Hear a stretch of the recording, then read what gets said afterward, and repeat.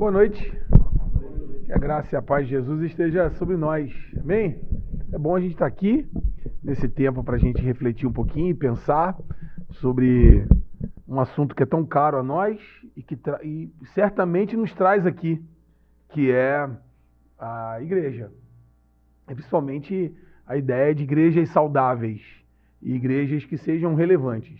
Então, obrigado.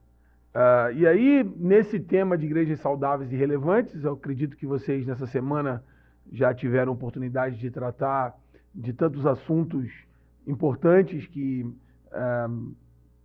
fazem a gente pensar e refletir naquilo que é algo caro a nós, que é o ser igreja, nos reunir como irmãos em Cristo, nas comunidades locais.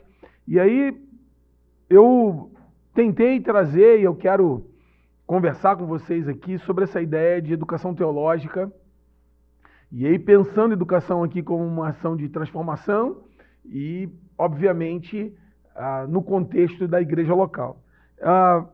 Quero começar pensando aí nessa definição de igreja, e eu trouxe esse pensamento que a fé bíblica, a gente precisa lembrar que a fé bíblica ela é indiscutivelmente comunitária. A gente tem conversado isso lá na aula de eclesiologia e nos lembrando disso, de que nós somos seres criados para viver em sociedade, para viver em comunhão uns com os outros, apesar de termos vivido historicamente e principalmente pós-reforma e a gente conversando sobre essas coisas com o iluminismo, a gente trouxe uma fé muito particular, privada, e acabou que nos afastou, talvez, dessa ideia de comunidade, muito mais agora, nesse tempo que a gente vive no mundo de individualismo exacerbado. A gente precisa se lembrar que a fé bíblica, ela é indiscutivelmente comunitária. Esse texto de Gênesis 2,18 é que não é bom que o homem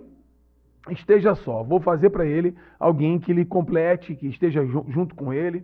E aí tem essa definição aí do Bruce Milne, que ele diz o seguinte, que, né, sendo assim, pode-se afirmar que a igreja é a comunidade viva daqueles que responderam ao chamado de Deus e, portanto, não é uma estrutura eclesiástica formal que a maioria visualiza imediatamente ouvir a palavra igreja. Então não é só o templo, não é só o edifício, é também, mas que também não está muito ligado, porque ela pode se reunir em qualquer canto. De qualquer forma, a ideia é que é esse organismo vivo, essa comunidade viva daqueles que responderam ao chamado de Cristo. Então, quero partir desse início do que a gente pensa como igreja, que é esse corpo, que é povo de Deus. O texto de 1 de Pedro vai dizer isso, que nós somos nação santa, povo de propriedade exclusiva de Deus, que nós somos reino de sacerdotes, Êxodo vai falar sobre isso, da gente compreender e lembrar de que nós somos povo de Deus. Então esse ponto acho que é o principal. E como povo, a gente vai ter que pensar na nossa missão. E aí eu me lembrei de um livro do John Stott, que é a missão cristã no mundo moderno, e ele apresenta duas ideias, dois pensamentos a respeito, duas perspectivas a respeito da igreja ou da missão da igreja. Uma é o termo mais comum, tradicional, usado, que é a ideia de missão como uma face evangelística, de quando a gente sai para pregar o evangelho, de anunciar a palavra. Ele vai dizer isso, né, que o seu principal ideal é a proclamação do evangelho para que todo homem possa ser salvo. Agora, uma segunda perspectiva a respeito da missão da igreja é que a visão ecumênica, que percebe a missão da igreja como estabelecimento da Shalom. O Stott vai trazer a ideia de Shalom, o Goen também, como viver plenamente aquilo que Deus estabeleceu para nós na criação. A Shalom como um ser felizardo, mas alguém que vive a plenitude da prosperidade que Deus tem em todas as áreas da vida. E aí mostra então que a missão da igreja, como essa ideia de estabelecimento da Shalom, é de levar a Shalom de Deus, essa prosperidade, esse modo de viver para a sociedade, para a cultura. E aí ele vai propor um conceito de missão mais amplo, como serviço cristão no mundo, abrangendo tanto o evangelho como a ação social. Então os cristãos poderiam fazer um impacto muito maior no mundo e na sociedade, na medida que a gente vai lembrar e entender que nós somos seres integrais, de que a nossa vida, nosso cristianismo, ou nosso chamado ao cristianismo é um chamado para vivê-lo na vida completa.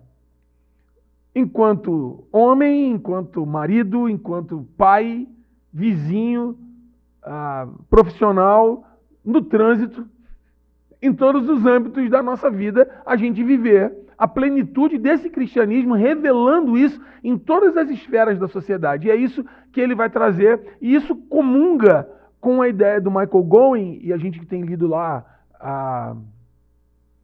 sempre esqueço o nome do livro, Luz das Nações, que ele fala disso, né, que a missão de Deus envolve o povo de Deus vivendo a maneira de Deus diante das nações. Essa ideia proposta de igreja missional do Michael Gowen e de tantos outros, que vai tratar do povo de Deus vivendo do jeito de Deus, à luz de quem Deus é, refletindo essa luz, de modo que as pessoas olham e percebam qual é o jeito dessa nação que é santa, separada, vive para agradar aquele que é o Criador.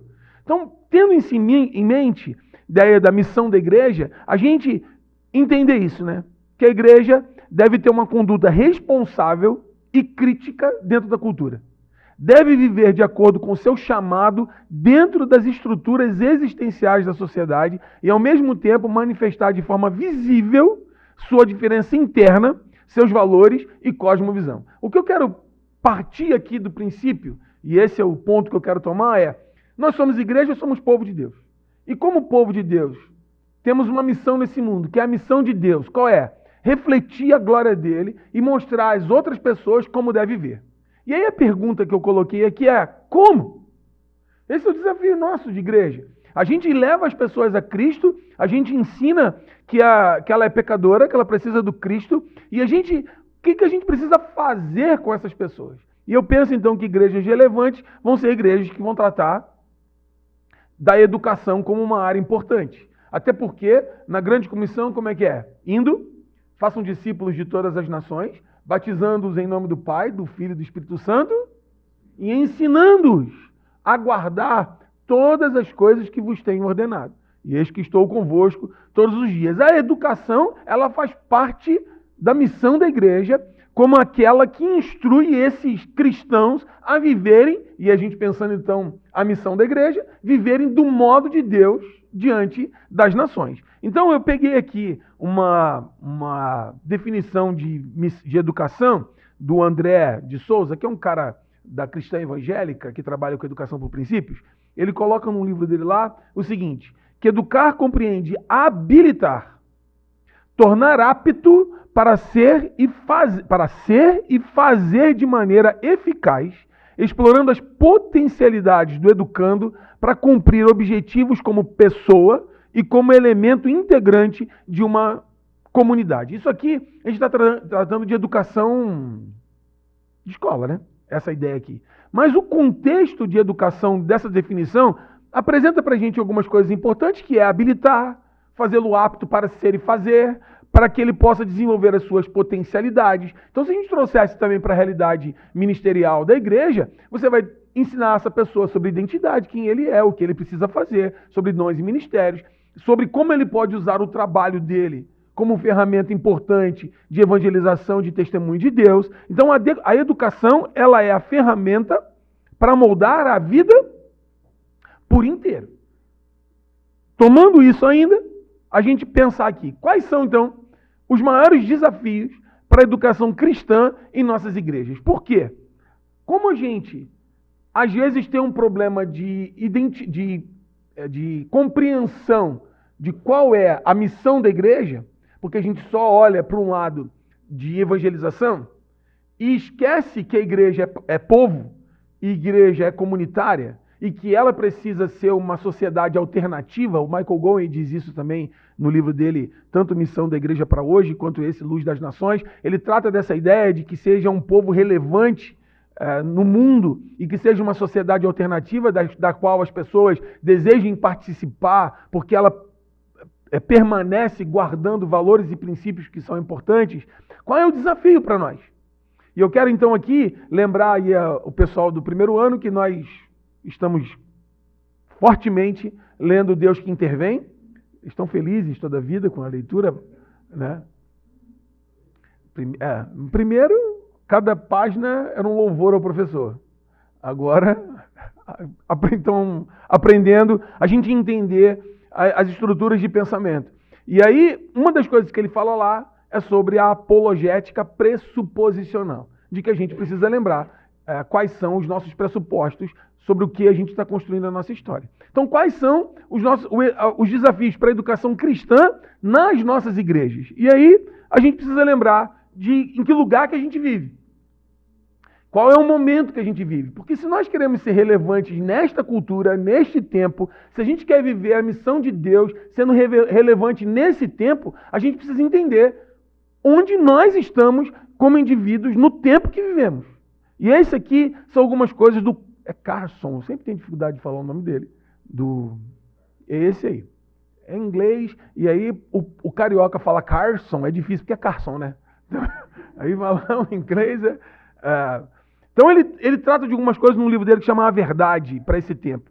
Ele fala o seguinte, os desafios que nós temos na educação. Primeiro é a popularização da morte de Deus. Isso iniciado com Nietzsche e que trouxe para a gente, ou para o mundo, um momento de vida que é um modo de viver sem consciência da presença de um Deus no mundo e de que eu posso ser bom sem Deus.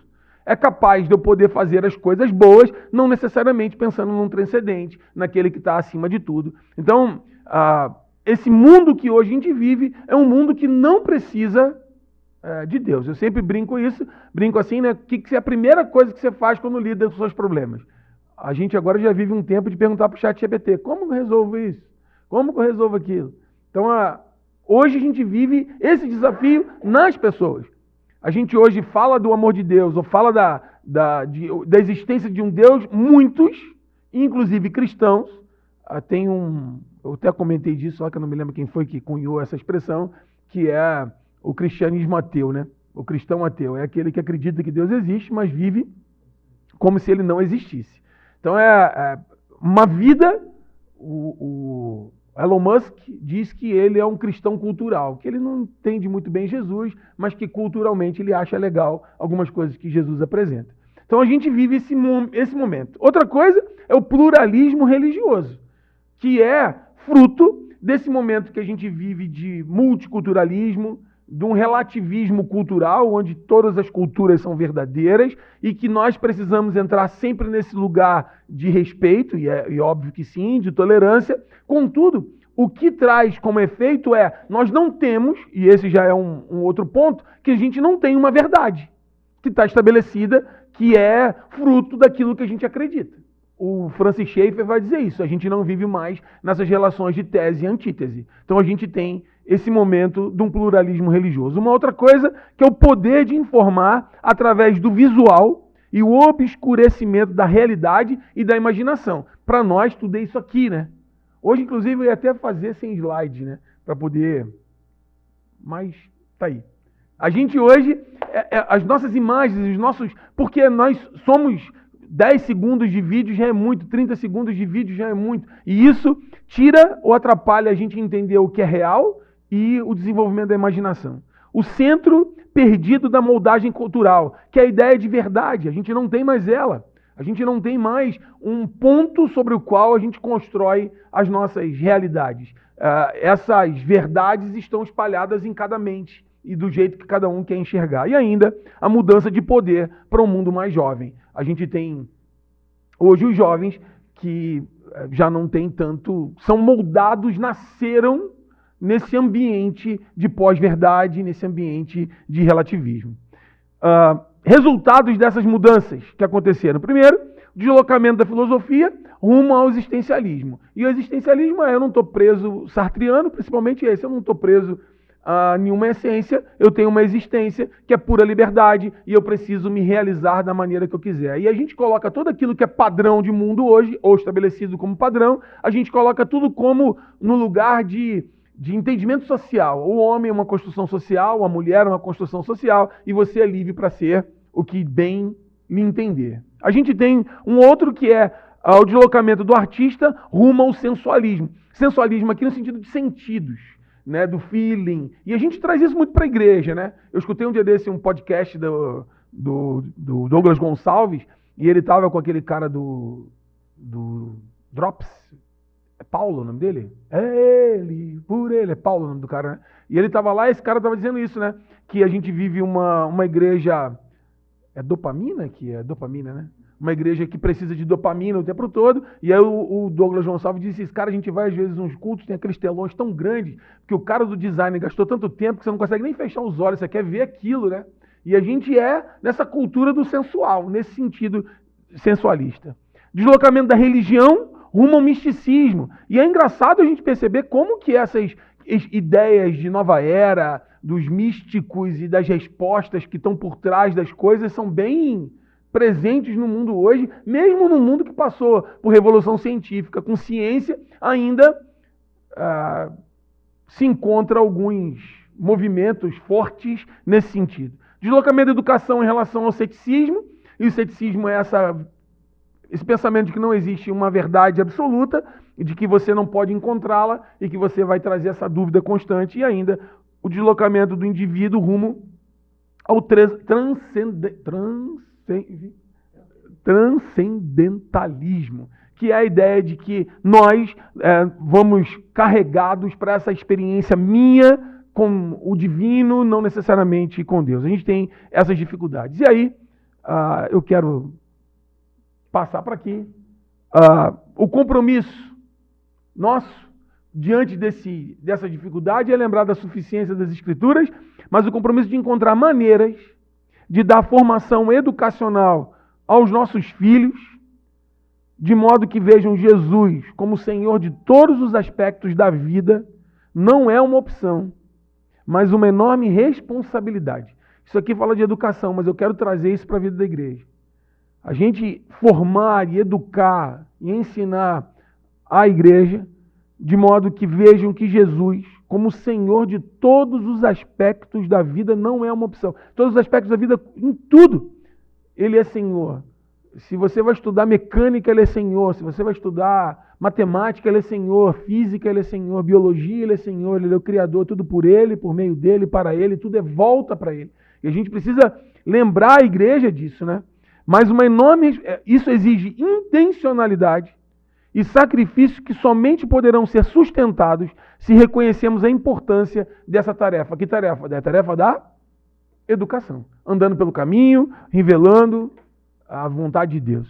Nosso desafio, entender o terreno que vivemos, ter convicções claras a respeito da nossa fé. Você é capaz de escrever os fundamentos da sua fé? Se eu te desse uma folha agora, eu creio, completa. Você precisa ser intencional como você precisa tomar isso como verdade para ensinar. Você precisa guardar os mandamentos e ensiná-lo. Você precisa, o texto diz, ensinando-os a guardar tudo que vos tenho ordenado. A gente precisa guardar e ensinar como se guarda, né? E submeter nossa vida ao senhorio de Cristo. Penso que a gente tem um desafio enorme de entender a nossa função educacional como igreja, não só do ponto de vista de lembrar das Escrituras, lembrar da palavra de Deus e ensiná-la de modo a fazer com que as pessoas aprendam a pensar biblicamente. Concluo acho que eu contei isso na sala de aula, estava na igreja conversando com as pessoas e a gente falou do Charlie Kirk, que morreu, e aí uma senhora virou para mim e falou assim, minha filha estava contando que ele era muito radical, porque ele estava num podcast e perguntaram para ele se uma menina de 12 anos é estuprada, você acredita que esse neném tem que nascer ou tem que ser abortado? E ele disse, acho que ela tem que nascer. E aí ele disse, mas e a criança, e essa menina, uma menina de 12 anos e tudo mais? E aí essa senhora falou para mim, acho que ele é muito radical. Aí a pergunta que eu fiz para ela foi, o que a Bíblia diria? Ou o que a Bíblia diz sobre isso? Quem não importa ele, não importa ninguém o que a Bíblia diz sobre isso. E aí a gente continuou conversando, e aí o que eu disse para ela, foi assim, o problema é que a gente hoje vive num tempo de relativização até destas coisas, das verdades de Deus. E às vezes as verdades de Deus, elas são radicais e a gente não quer vivê-las. Então é o nosso desafio de voltar a pensar biblicamente para que a gente possa ser relevante para cumprir a missão de Deus no mundo. Penso que igrejas relevantes são igrejas que ensinam o Evangelho e ensinam os seus membros a pensar biblicamente para que façam diferença no mundo e para que possam viver o Evangelho nas esferas da sociedade, em todas as áreas, um Evangelho integral, que tem a ação social, que leva à evangelização, mas que é a ponte, o modo de viver que Deus espera de nós. Amém? Deus nos abençoe.